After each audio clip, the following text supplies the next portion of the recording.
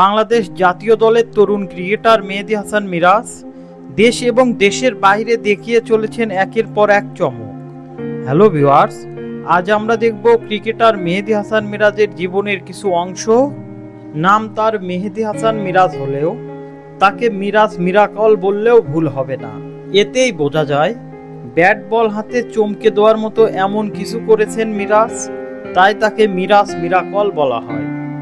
Miracle শব্দের ব্যবহার হোক আর না হোক, 2024 সালে একটার পর একটা বিস্ময়ের জন্ম দিয়েই যাচ্ছেন বিস্ময়কর যুবক মিরাজ।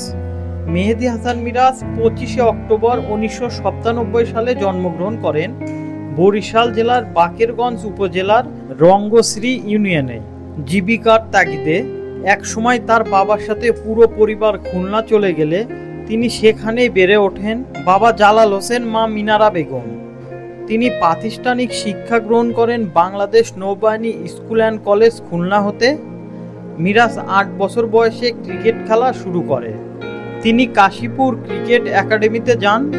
সেখান থেকে তিনি প্রথম 14 অনূর্ধ্ব জাতীয় ক্রিকেট টুর্নামেন্টের জন্য নির্বাচিত হন।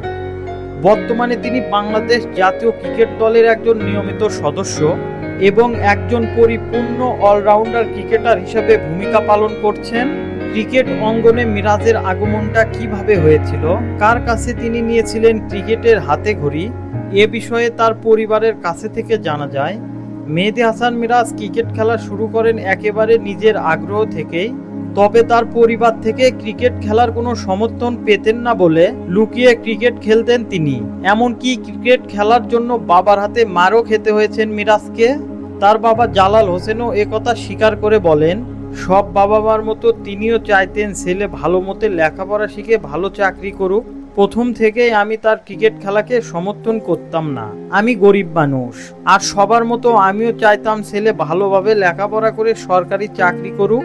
ক্রিকেট খেলে যে সে এতদূর আসবে এটা তো আমার কল্পনাতেও ছিল না কখনো। খুলনার কাশীপুর ক্রিকেট একাডেমির কোচ মোহাম্মদ আল মাহমুদের হাত ধরেই মেহেদী মিরাজ এতদূর এগিয়েছে।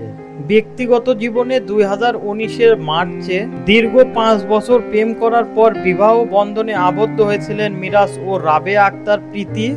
2020 সালের অক্টোবরে পুত্র সন্তানের জনক হয়েছেন জাতীয় দলের এই ক্রিকেটার।